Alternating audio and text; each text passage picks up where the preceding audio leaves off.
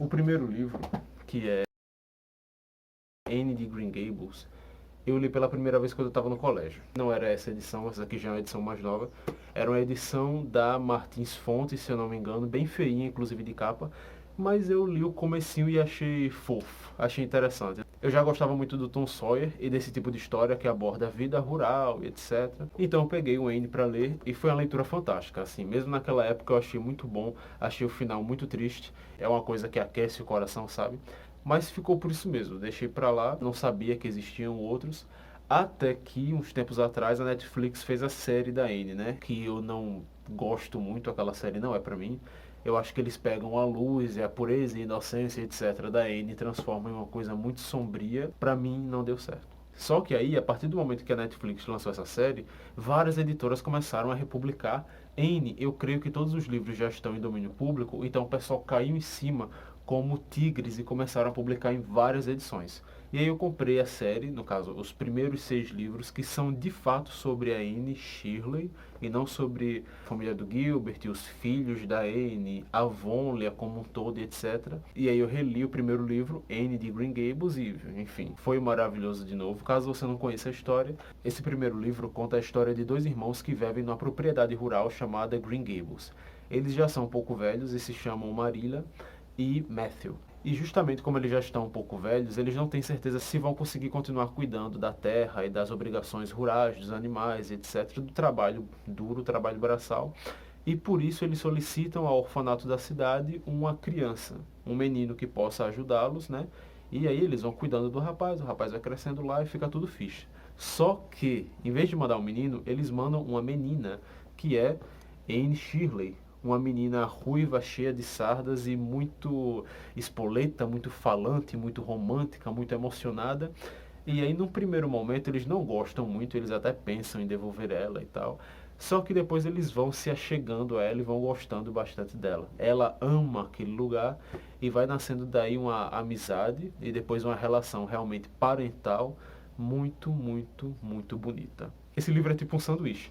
No começo você tem essa traminha da menina que veio no lugar do menino e eles não queriam uma menina, queriam um menino, etc. Eles estão pensando em devolver ela e tal. E aí depois ela se acopla ao lugar, eles gostam dela, eles resolvem ficar com ela.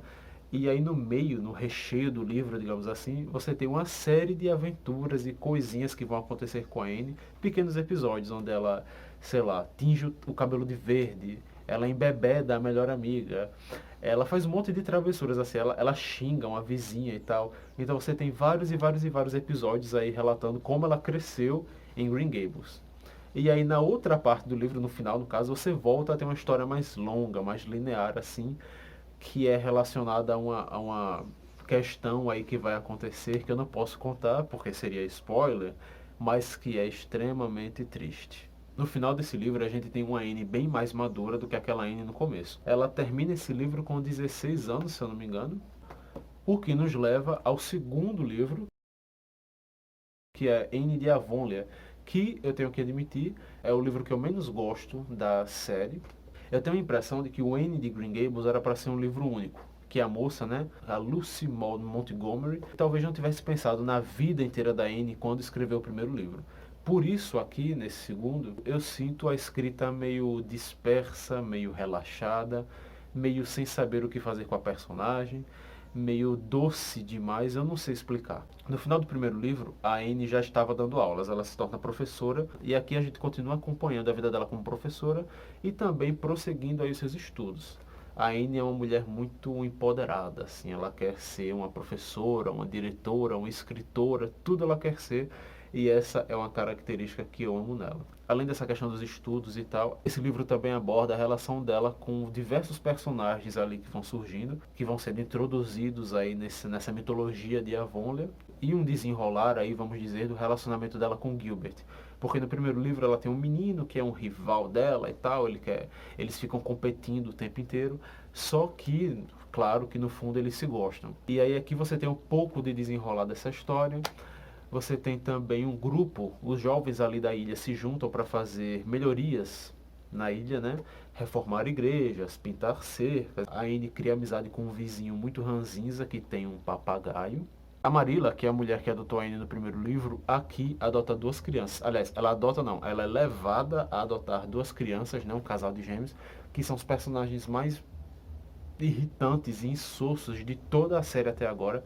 Eu odeio quando criança é colocada desnecessariamente em livro só para ser fofa. E nesse caso nem fofos eles são. O menino é uma peste. A gente tem a senhorita Lavander, que é uma mulher muito, praticamente uma fada, que vive ali no meio da floresta, muito solitária. E aí a Anne a encontra e resolve que ela precisa de um amor.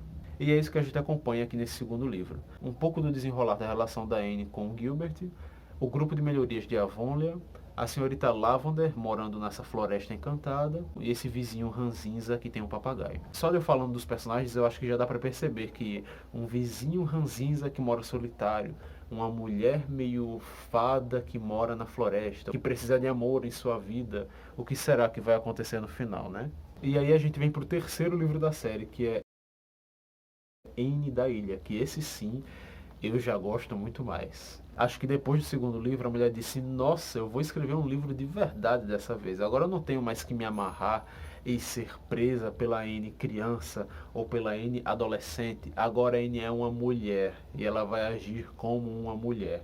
E aqui no Anne da Ilha, a Anne tá bem mais, ela tá bem mais solta assim, tá com as unhas para fora. É muito mais interessante ver ela aqui nesse livro do que no segundo. Aqui, novamente, a gente continua acompanhando a educação dela enquanto ela se forma.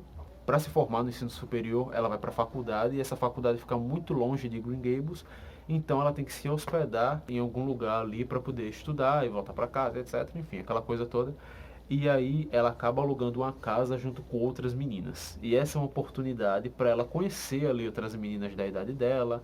E já tem uns problemas mais sérios envolvendo feminilidade. Tem umas pessoas que morrem aqui nesse livro. Em todos os livros da Anne até agora, pelo menos uma pessoa morre. Só que nesse livro aqui, morre todo mundo. Tipo, morre um monte de gente. Além de vários capítulos aqui em que a Anne fica andando por um cemitério. Porque, tipo, essa casa que ela aluga junto com as meninas fica do lado de um cemitério. E aí, vai não vai, ela tá olhando pro cemitério pensando, nossa, que coisa linda. E andando pelo cemitério e tal. Ela tá bem melancólica aqui nesse livro. Até a capa, né?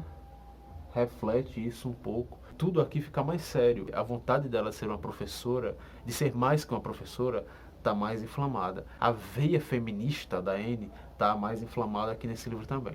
Você tem uma personagem muito querida dos outros livros que morre aqui, e para mim foi uma surpresa. E você finalmente tem um pontapé inicial aí da relação dela com o Gilbert. Mas enfim, em todo o livro da Anne, um monte de personagens novos é apresentado.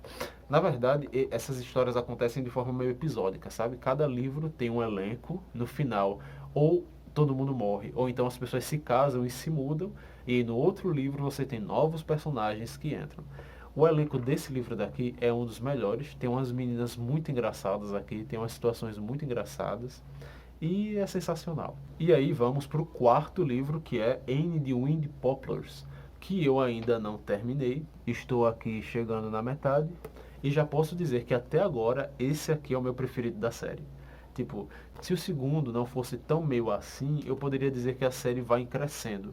Porque o primeiro é maravilhoso, é fantástico. O terceiro também é muito bom. E o quarto, que é esse aqui, pra mim, tá sendo fantástico. Só o segundo que dá uma derrapada ali. Porque o que é que acontece? No final do terceiro, isso não é spoiler, a Anne se forma na faculdade e tal, ela vira não só professora, como ela é indicada a ser uma diretora de colégio. Só que esse colégio não fica em Avonlea, fica em outro lugar, outra cidade que agora eu não vou lembrar o nome. E aí ela vai para lá, porque ela quer a carreira dela. Só que ela descobre que essa cidade é dominada por uma família ali.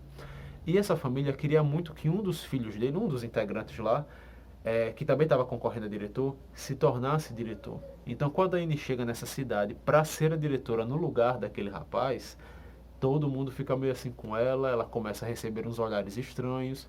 Tem o pessoal aí que tenta atrapalhar seriamente a vida dela. Só que ela não baixa a cabeça em nenhum momento. Tem umas brigas aqui, umas tretas, umas coisas, umas tramóias assim que não tinha em nenhum dos livros anteriores. Se no terceiro livro a Anne estava mostrando as unhas, aqui ela já mostrou as unhas e está mostrando os dentes e abrindo as asas.